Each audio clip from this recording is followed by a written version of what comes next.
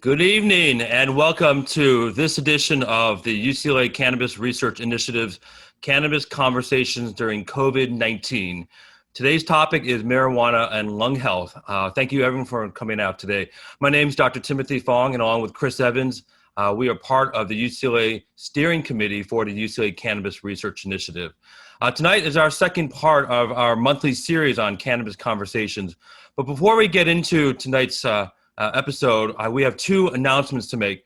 First is that our Cannabis Research Initiative now has a brand new website, cannabis.semel.ucla.edu, and we encourage everyone to take a look and bookmark that for more highlights, videos, news announcements, and updates related to work from the Cannabis Research Initiative.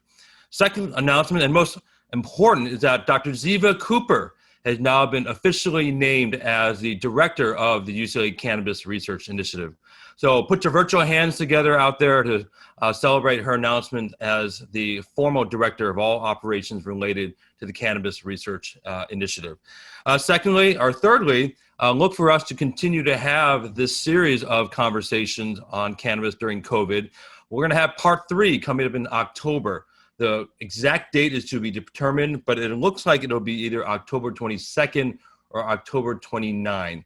If you have specific topics you're interested in, or you have suggestions, or just want to ask a question, feel free to email us at cannabis.mednet.ucla.edu, cannabis@mednet.ucla.edu.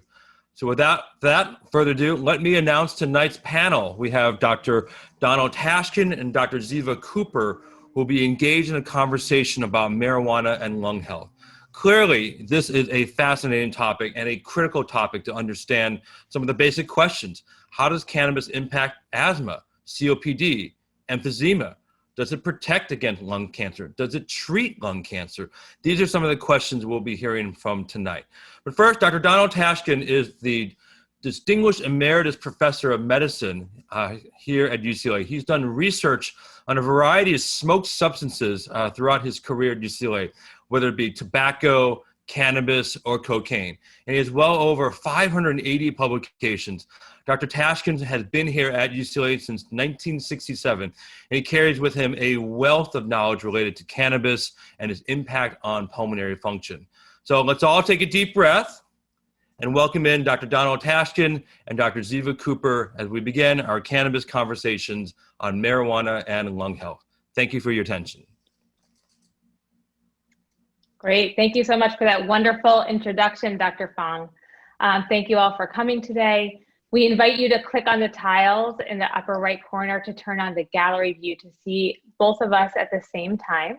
Also, feel free to add questions in the Q&A box. We've already received some questions, and we will try our best to respond to everyone's comments and questions over the course of the hour to the best of our ability.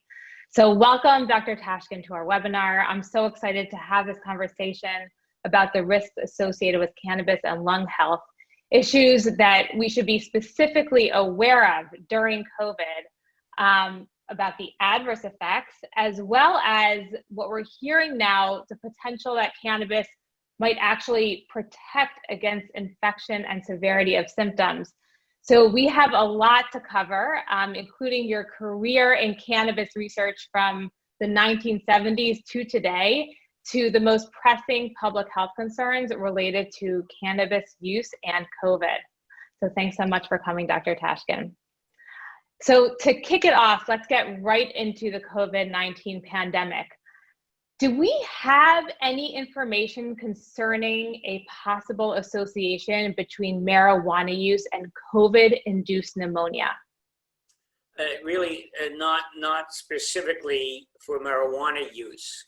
As you well know, the major mode of marijuana use is by smoking, but there are reports from China that suggest that smoking may be a risk factor for COVID pneumonia, but no distinction has been made between smoking tobacco and smoking cannabis. I suspect that most of the cases that the Chinese refer to when they claim that that smoking is a risk factor for COVID or increasing the risk of developing the infection or greater severity of infection has to do with smoking tobacco rather than smoking cannabis.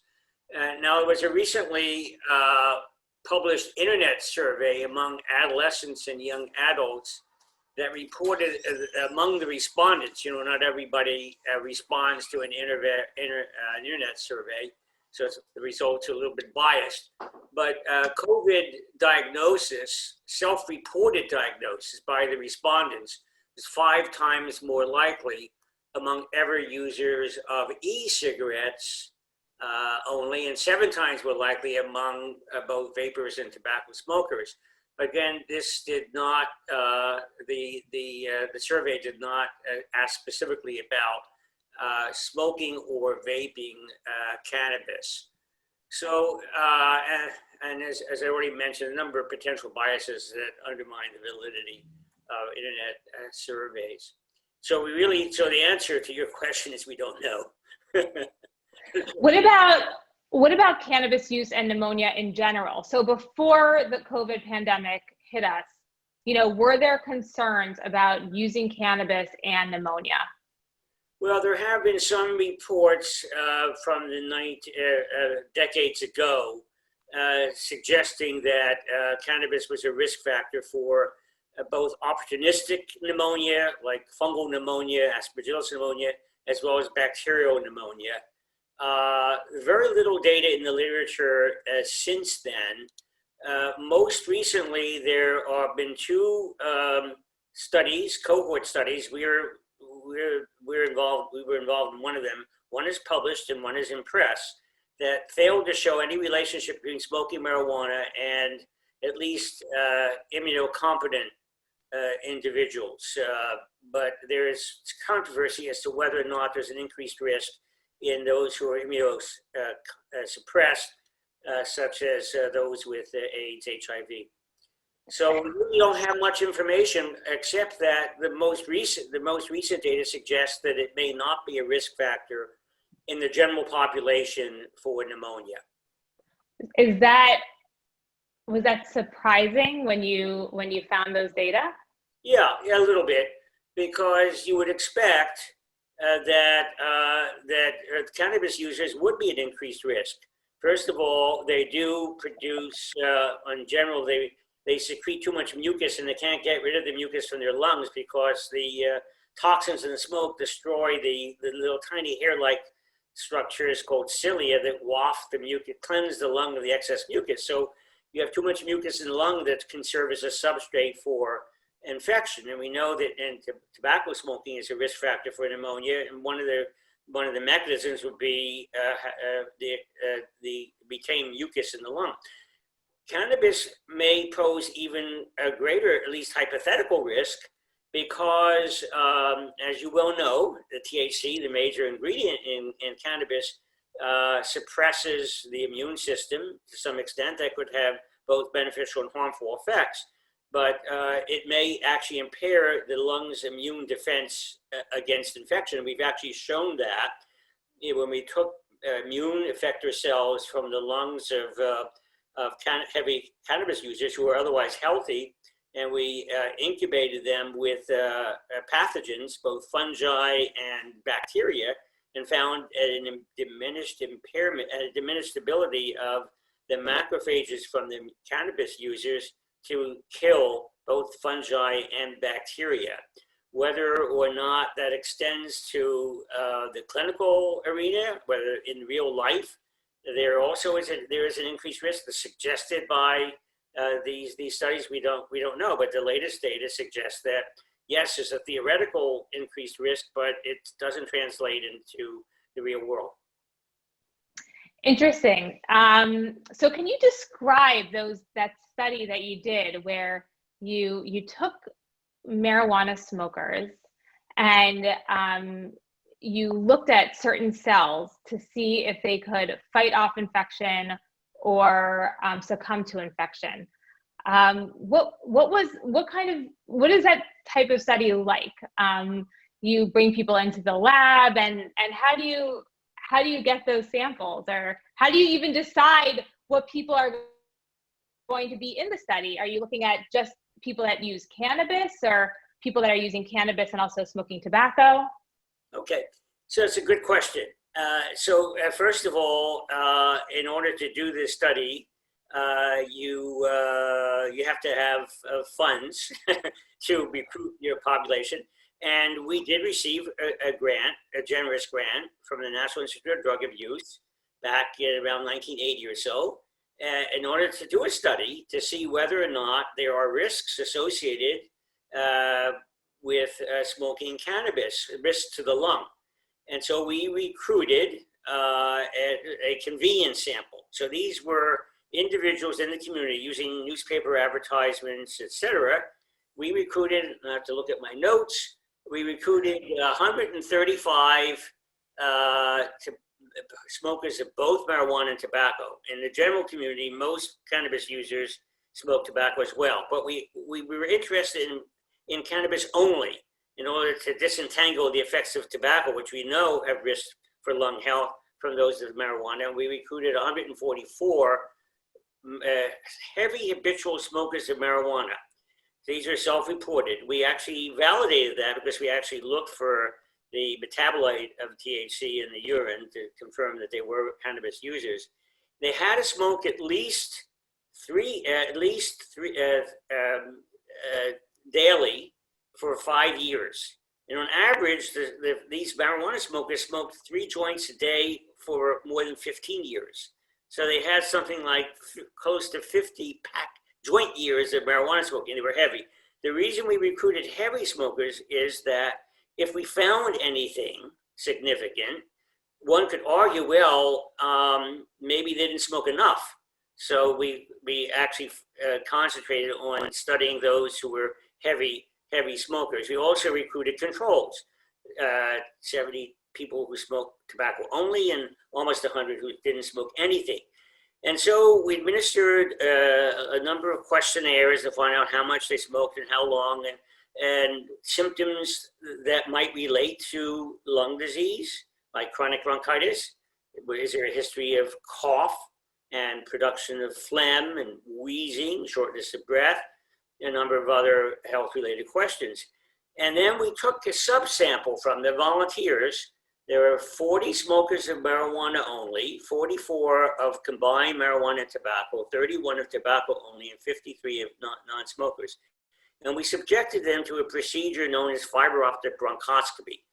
That involves placing a thin tube, fiber optic tube, through the nose into the lungs, deep into the lungs. And actually we connected it to a video camera so we could actually visualize the inner lining of the airways.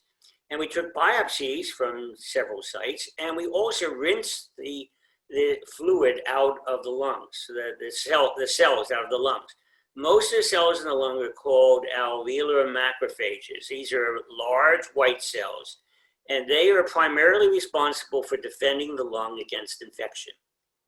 And so we harvested these macrophages, these cells, and we incubated them with, we did a number of studies on them, but one of the studies had to do with their ability to kill bacteria and fungi. So we incubated them with Staph aureus, a very potent pathogen, and then we did an assay, a killing assay, and we found that though the macrophages from the marijuana smokers were unable to kill the bacteria compared to macrophages from non-smokers, even compared to macrophages from tobacco smokers. So it was more impairment in microbicidal activity from the cells from the marijuana smokers than from the tobacco smokers. And we looked at the mechanism, but I don't want to get into that because it's a little bit complicated. But we looked at the ability of the macrophages to release certain products like reactive oxygen species and cytokines, pro-inflammatory cytokines that are necessary for killing. And we found that the release of those products was impaired. So interesting. So I'm sorry, Dr. Tashkin. No, that's fine. Yeah. So what you found was that the cells showed impaired ability to fight off the infection. But then when you looked at the population sample, you didn't see increased risk of pneumonia developing in people that use cannabis. Now, is it possible that the people that you were surveying in that study, they weren't using 3 joints a day every single day for 5 years? And so maybe for there to be a risk for pneumonia, you have to be a very heavy cannabis smoker specifically. Good question. Good question. So we looked at dose response, and we found that the heaviest smokers did not show an increased risk. There was no suggestion of any dose response relationship.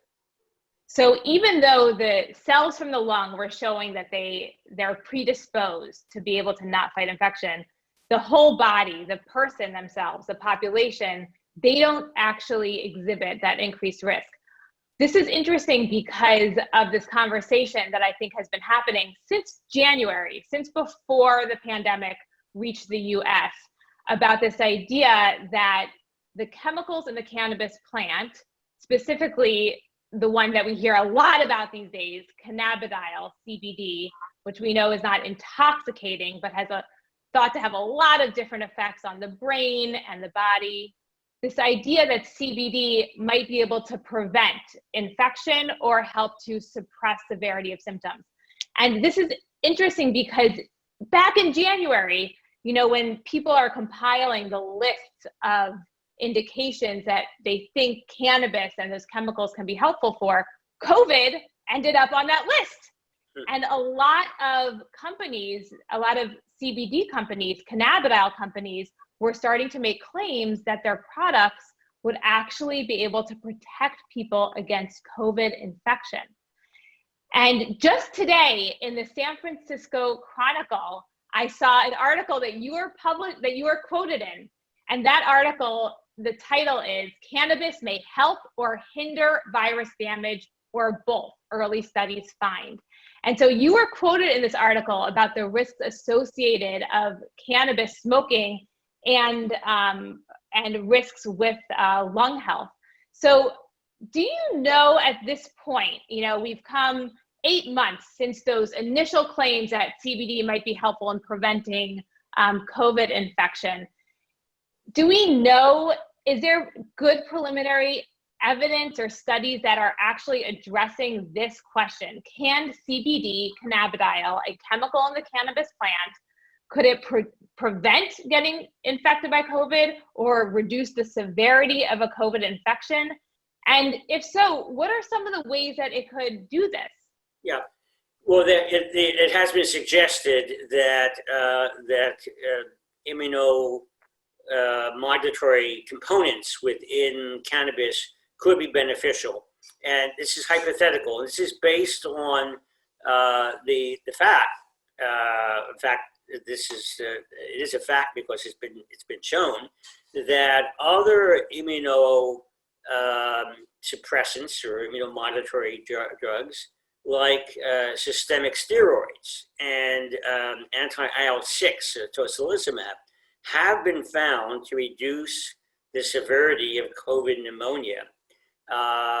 And presumably by damping down the hyperimmune response that patients who develop severe complications of COVID do develop. It's actually felt that it's the overactive immune response that may be responsible for the lung damage.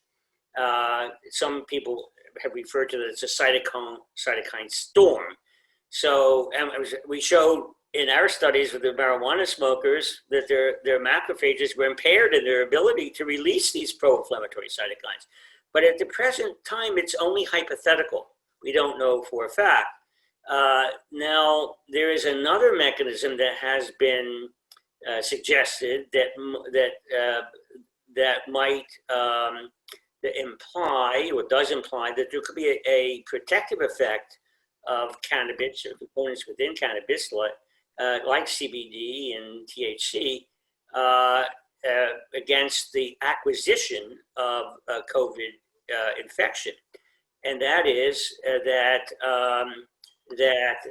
these cannabinoids have been shown to regulate the expression of a receptor called the ACE2 receptor, angiotensin converting enzyme 2 receptor, It turns out that that receptor is necessary for the virus, the coronavirus, to enter the cell. So if you could reduce the expression of that receptor because from cannabinoids, you may be able to prevent COVID pneumonia. But that's still hypothetical. And where that ACE2 receptor, is it located in the lung or the nose? Yeah, the ACE2 receptor is actually located throughout the body, and the ACE2 receptors are located in the entire respiratory tract. And so the idea is that if you take cannabidiol, it actually reduces the numbers of ACE2 receptors we have, in theory. It does regulate the expression of these receptors, and if it downregulates them, then that might be protective against the infection. So interesting. And at this point, we've seen more theoretical examples of this in cellular studies. Have we seen studies like this in humans to demonstrate that CBD might have this effect? I think these studies are actually not done in humans. They're done in other experimental animal models and so forth. But it probably applies to humans as well. But obviously more work needs to be done to show that it is relevant to human or the risk of infection in man. Right. It's interesting. I know that every now and then I see in the news that there is an experimental study that might be happening in Europe or Israel that is actually testing this hypothesis in people.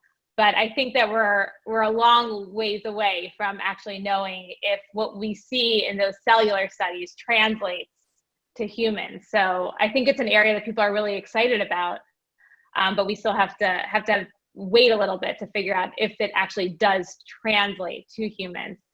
Thinking about, But one way of actually, a crude way of examining this issue is actually to administer, in the history taking, on patients with diagnosed COVID pneumonia, it'd be worthwhile to elicit a history of smoking cannabis and tobacco and other potential risk factors or risk modifying factors. But I don't know that that's probably not being done because, as you well know, as part of the routine history, one generally doesn't ask whether or not one has used cannabis. But I think we actually launched a study last month trying to understand how people's patterns of cannabis and CBD use has changed during COVID. And in that survey, it's all self-report, so it's not verified, but we asked people if they have had confirmed or suspected cases of COVID, and also if they've changed their pattern of use afterwards, and if they've taken CBD to help the severity of symptoms. So it's a lot of questions, a lot of hypotheticals, but we'll see what people are doing in the general community, and if there are potentially any changes there. So it'll be interesting. So, but thinking about, people being drawn to CBD because it's really all over the place right now. I mean, even Bed Bath & Beyond, or when you take your dog in to see the vet, you see it everywhere. Do you think there are any risks in people using CBD, prophylactically, that you can imagine?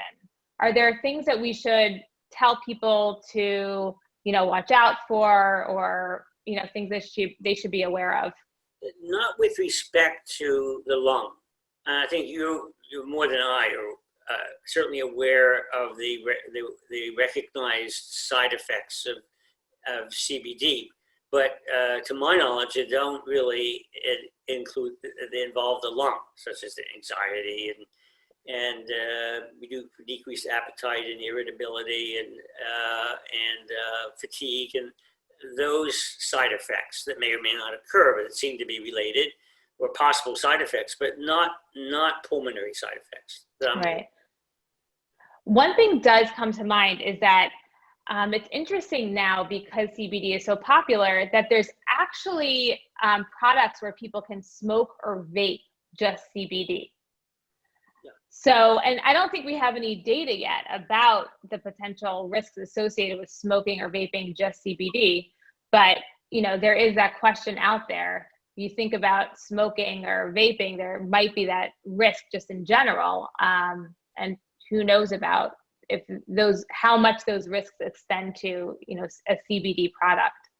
Right. They certainly could, as you well know, there's a lot of interest in the health effects of vaping, particularly because of the recent epidemic of electronic cigarette and vaping related acute lung illness.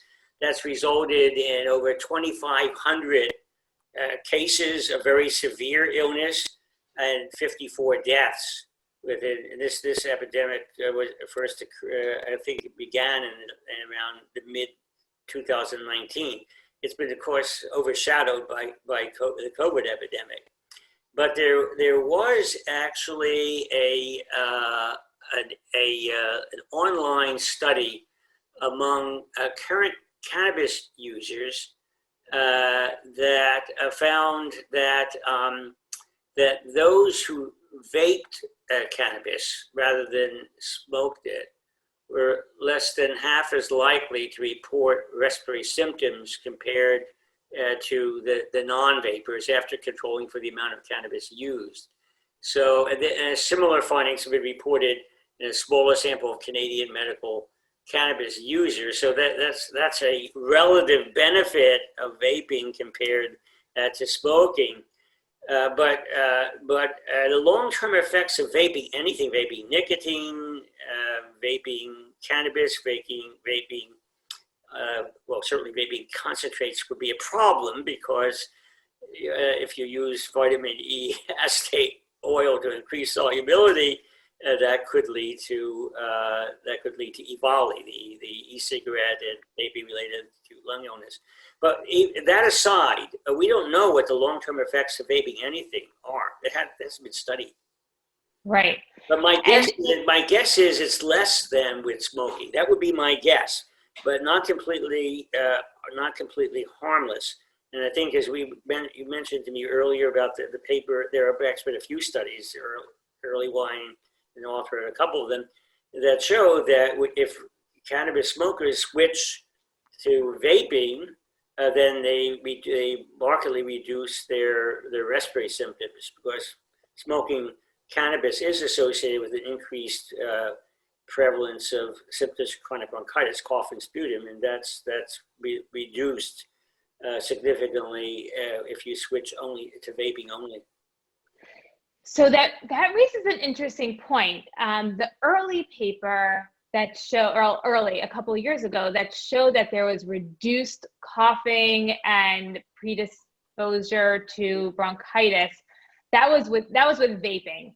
But was that with vaping these extracts, or was it vaping plant? And is there a difference between the extracts versus the plant in your mind? Well, I think the problem with the vaping, if you're vaping a concentrate, then if you add the vitamin E acetate, that's going to be a problem. And what's that vitamin E acetate? Vitamin E acetate oil is it's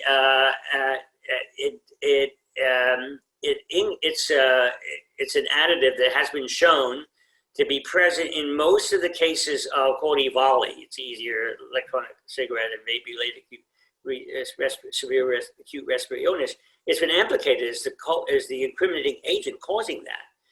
Now, I think because of these reports, it's probably not and it's not available in commercial vape products, but it's usually on in the street vaping products, the street vape juice, etc. It could be added. So, but other than that, I don't know what the difference might be between vaping a concentrate and vaping the cannabis plant material.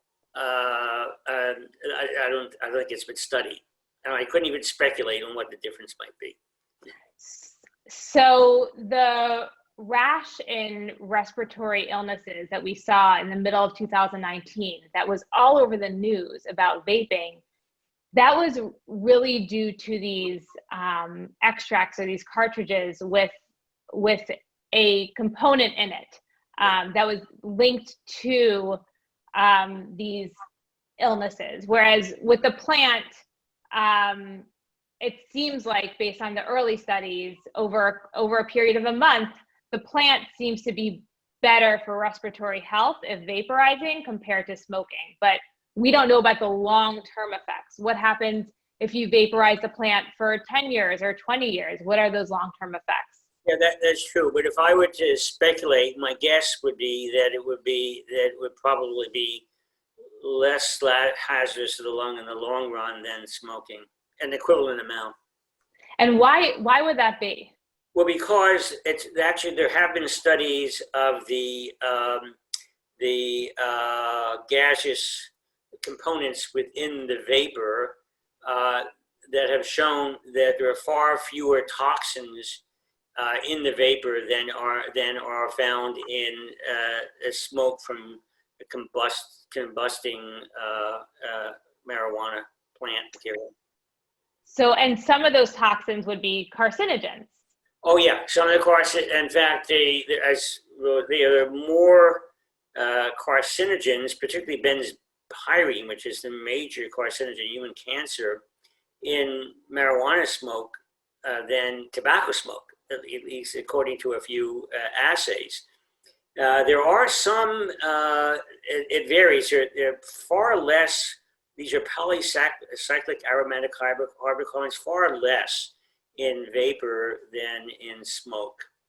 And there are, but there are other toxins. There are aldehydes and formaldehyde and acrolein and so forth that's been found in the vapor. As well. Yeah, benzene, yeah. And so there are two main areas that I want to make sure we hit on. I can't believe we're more than halfway done with the conversation, but you had a multi-decade grant, if I recall correctly, to look at the association between cannabis use and the predisposition to lung cancer. Yes. And can you tell us about your findings at the end of the grant? I think you had for 25 years. Is that right? I think at least 2 or 3 decades. Yeah, it was. But there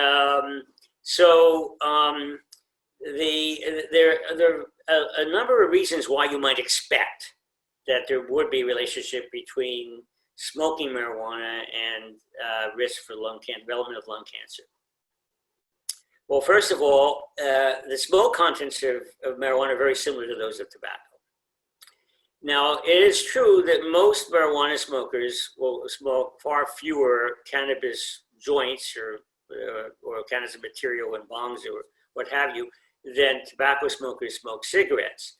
But we found that because of the way that marijuana is smoked, it's generally smoked with deeper inhalations, about 4 times longer breath holding than tobacco. The marijuana cigarettes are not filtered, and there's less filtration through the rod because it's more loosely packed than tobacco and conventional tobacco cigarettes. So more tar, about 4 times as much tar is deposited in the lung from smoking a single joint compared to a single cigarette containing the same weight plant material. So that magnifies the potential harmful effects of marijuana on the lung, so that if you smoked, say, 3 joints a day, and we had subjects in our study who smoked as much as 10 joints a day, you could actually be smoking as much marijuana material as, say, light to moderate tobacco smokers. So, and that's one of the reasons why we actually recruited people who were heavy users, because we wanted to make sure that they smoked enough that if there were harmful effects, that we detected. So that's one thing. So and there are other reasons why you might expect that marijuana smoking might be related to developing lung cancer is, besides the carcinogens of the smoke. If you look at biopsies, we took biopsies of the airway wall and found very similar changes, histologic changes, changes on histologic examination, that are in the marijuana smokers who smoke marijuana only compared to tobacco smokers who smoke tobacco only, very similar. These changes, I know that there are some people who are not in the medical field on this who are in the audience, but these changes are the same changes that Dr. Auerbach back in the 1950s found were precursors of development of lung cancer in tobacco smokers. And the terms are some of the lining cells of the lung are destroyed and replaced by other cells and by a mixture of cells called squamous cells, a squamous metaplasia. There are changes in the nuclei of the cells. There actually, if you do special studies on these biopsies using immunohistology, you find overexpression of the protein products of some of the genes that have been implicated in carcinogenesis. And in the marijuana, this does not bode well. This does not bode well, right? compared to even tobacco smokers, let alone the non-smokers. So, and then there have been a few epidemiologic studies, but they're flawed, mostly from North Africa, that showed a 5 to 8-fold increased risk of lung cancer if you smoke cannabis. The problem is that in Morocco and Tunisia, where these studies came from, the way you smoke cannabis is to mix it with tobacco in a kiff. So you can't statistically disentangle the effects of marijuana from those of tobacco. And then there was one flawed study, case control study from New Zealand, found that on average, if you smoke marijuana, it didn't increase the risk of lung cancer. But if you smoked a lot, more than 10 joint years, it did significantly increase the risk. Well, there were only 4 controls in that subgroup. So you can't, and there have been 5 other well-done case control studies, including ours, that actually failed to show any relationship between, in fact, if anything, the risks were lower, but not significantly in the marijuana smokers. But you would expect that there would be an increased risk because of the similarity to tobacco. Right. So the risks, I'm sorry to interrupt you, but the risk of an association between lung cancer and cannabis smoking were lower than the tobacco smoker or the healthy population? The healthy population. Wow. They were lower than the non-smokers. The non-smokers were the reference. Well, the non-marijuana smokers were the reference, and tobacco was adjusted for in the analysis. It's a better way of putting it. So, but it was not statistically significantly reduced risk, but at least there was no increased risk. This still remains controversial because there haven't been that many studies. Right. And ours was a case control study. The way you carry that out is you identify everyone in the community who developed lung cancer. There are registries, like we use the University of Southern California registry. And then you locate them and you administer a detailed questionnaire looking at all potential risk factors for lung cancer, including smoking marijuana, smoking tobacco, family history, that so forth, just for age and gender, and socioeconomic status, which is also a risk factor, and even diet, we've asked about dietary intake. And then you look at these cases and you match them to controls, so match to age and gender, socioeconomic status, and then you compare and see whether or not that the people who developed lung cancer tended to smoke more or less marijuana than the others. Well, we found that they tended to smoke less than the other. So then there's one cohort study. A cohort study is a study in which you just follow people, everyone, over a long period of time. And there's a study done in Northern California in Oakland among Kaiser Health Plan participants. They were followed for 8 years. They were administered a questionnaire in which they asked, one of the questions had to do with marijuana use. And there was no association between that answering, yes, we smoked marijuana. And they didn't do a good dose response study, but smoking marijuana was not a risk factor for the development of any tobacco-related cancers in that. Wow. So even though your cellular studies where you took samples and you looked at the cells from heavy cannabis smokers, it seemed to suggest strongly that they would be predisposed to lung cancer. But when you looked at the population, if you looked at the whole human being and their trajectory for disease and health outcomes, there wasn't that association. That's correct. And you might ask why? Now, why? Is there something within cannabis that protects them? That's a reasonable hypothesis. And as you well know, there have been a ton of studies in cell culture systems and animal models of a variety of cancers, brain, thyroid, lung, breast, prostate, ovary, etc., that showed a tumor suppressive effect of the cannabinoids, and which is thought to be related to anti-tumoral properties in cannabis. These are properties that one is, THC impairs cell proliferation. So anti-proliferate, that would impair the malignant cells from proliferating. It increases the tendency for cells to die off sooner. This is known as programmed cell death or apoptosis, so they don't live long enough to develop mutations that might lead to cancer. And then another property of THC and some other cannabinoids is it prevents the sprouting of new blood vessels, called angiogenesis, which is necessary for metastases to occur.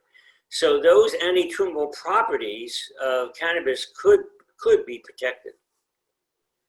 So interesting, the dichotomy between on a very detailed cellular level versus what happens on the whole body, the disease trajectory. So we only have a couple more minutes, but I really want to get into asking you about how you got interested in looking at cannabis back in the early 1970s, and also what it was like. You remain, I think, to the best of my knowledge, one of the only people that has looked at certain chemical constituents of this cannabis plant, like delta-8 THC in a human. There's another chemical that people are talking about that has only been studied by one other investigator, CBN. Right. And so what was it like back then? I mean, for us to study cannabis now, we need a fancy exhaust system. We have to have all these licenses and storage facility. What was it like back in the 1970s? Yeah, so let me just before I answer that question, I just wanted to mention that there have been no human studies showing a tumor suppressive effect of cannabis or cannabinoids, but there are animal studies that have shown that. It's interesting. Did you know one of your predecessors in the Department of Psychiatry by the name of Sidney Cohen? Sidney Cohen is actually a legendary figure. When he died, actually, Ronald Reagan sent a telegram to be read at his funeral.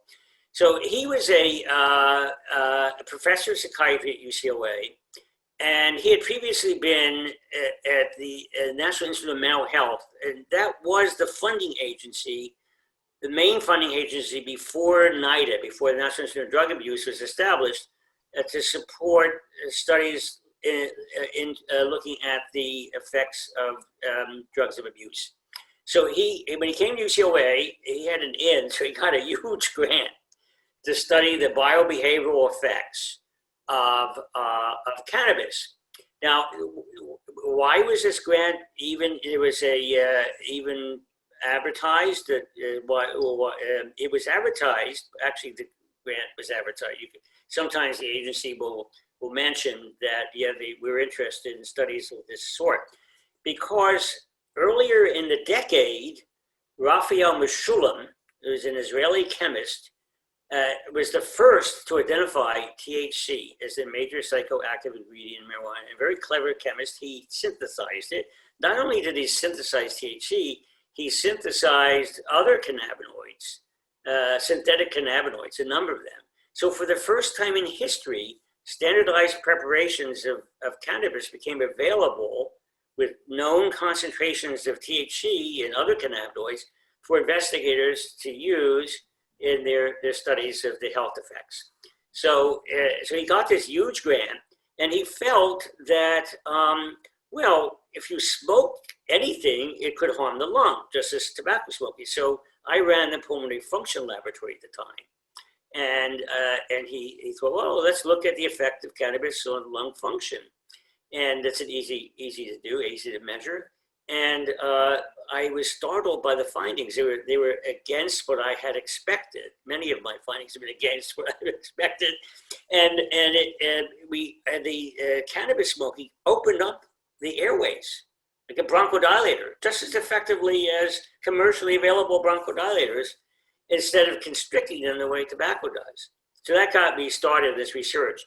And eventually I did my own, and at that time I used the license of Cohen's group, so I didn't have to apply. But when I got my own grant, then to look at the long-term effects of cannabis on the lung, it took 2 years to get approval. So you have to go. Oh, so it hasn't gotten any easier. It's still just as hard. 2 years, and then the only thing that was available at the time was cannabis joints prepared at Research Triangle Park in North Carolina, using cannabis grown in Mississippi under the direction of El Sohi. And these Mississippi growing fields are still there, and I think he still runs it. That's where we get our marijuana from. But the maximum concentration was only 2%. And now, well, you know what the percentage is. It's much higher. What is it now? Dr. Tashkin? It varies considerably, but it could be as high as 20 or 30%, or even higher than that. And in hash, So it's in fact, I think there's some preparations that will be almost 100%, not exactly. So. It was an interesting era, but I was able to be using their license to study these synthetic cannabinoids, the CBN, the CBD. Oh, they weren't from the plant. They were derived in the lab. I got it from I was able to do it using his grant. Now, there's a misconception that NIDA only funded research into negative health effects of cannabis. But at that time, in the 1970s, it was interested in potential therapeutic applications. As a matter of fact, NIDA... What's NIDA? NIDA is the National Institute on Drug Abuse. Yes. Right. Reported an academic seminar among cannabis investigators in Asilomar, Northern California, called The Therapeutic Applications of Cannabis, and the monograph was published, so the proceedings of that particular meeting. And we presented our data showing that smoking marijuana dilated the airways. Actually, you take THC by mouth, that dilates the airways. But we didn't find that CBN or CBD did. But so that was an interesting history. Incidentally, so I was the first to actually administer marijuana cigarettes to look at. I wasn't the first to administer marijuana cigarettes experimentally, because the Sidney Cohen's group did. They wanted to look at the effects on behavior and the EEGs, etc. But when Donald Abrams was interested in doing his studies in San Francisco on HIV patients, he asked me, how did I get a hold of these samples of the marijuana cigarettes? And he was appalled by how long it would take. It took him 2 years. But he persevered. That's what it takes. So Dr. Tashkin, we have time for one question, and this is a question that we received earlier, and it's one that I think you're asked a lot. One question you're asked a lot is, what is the difference on lung health between smoking and vaping? And are there differences between vaping flower and vaping extract? And the truth is, we don't know so much. But we do get this question fairly often, and that is about the impact of water filtration from a bong, and if that could potentially filter out some of those toxins that you were talking about. Is filtering out cannabis smoke through a bong perceived to be healthier than smoking? Yeah, and the short answer is no, because many of these toxins are not water soluble. So you would expect them to be filtered out by the water. So it isn't. Now, whether or not, but vaping, as I mentioned before, that vaping does appear to be less harmful, let's say, than smoking. And there have been, as you well know, there have been a few studies that have demonstrated that vapors who used to smoke and switched to vaping maybe half the proportion who reported symptoms of chronic bronchitis decreased substantially. So, and that's because of the fact that the vapor doesn't contain as many toxic material, as much toxic material as the smoke. It's as simple as that. But we still don't know whether it's entirely safe to vape. And then again, we are concerned about illegal additives that could actually be quite harmful. Great, thank you so much. So to end, I wanted to take the time to thank each and every one of you for joining us today. And I wish we had a whole nother hour. I have a list of questions here that would be really wonderful to talk about. But Dr. Tashkin, it was really great to hear about your scientific trajectory. And I think we should, scientists in the field, we should be lucky to have these unexpected findings, because I think that, you came into this field with certain hypotheses and found really interesting outcomes that you didn't expect. And that just opens up the world for more scientific inquiry. So thank you so much for sharing about your journey. And thank you so much to the audience for your insightful questions. And I'm sorry we couldn't get to all of them today. And to the Semel staff and audiovisual team for helping with the technology. And of course, to the UCLA Cannabis Research Initiative staff for organizing the event. As you know, this programming is free and open to the community, which we do intentionally. The UCLA Cannabis Research Initiative does rely heavily on philanthropic support to conduct our cutting-edge research and educational programs. And our goal is for you to find our webinars educational and insightful, and that they provide important information to the community about the potential therapeutic and adverse effects of cannabis and cannabinoids. And we welcome your input about future seminars and topics that are really top of mind for you. And we'll follow up with an email and provide you with a link to this webinar, as well as the grand rounds that Dr. Tashkin gave last week. And we'll also include donation information for your consideration to support the good work that we do at the Cannabis Research Initiative. Your support and your attendance to these webinars is incredibly important and valuable to us, and we sincerely appreciate your time and thought and your generosity. And we're looking forward to seeing you in October. Thank you so much, and thank you, Dr. Tashkin. My pleasure. Bye. Goodbye, everybody. Goodbye.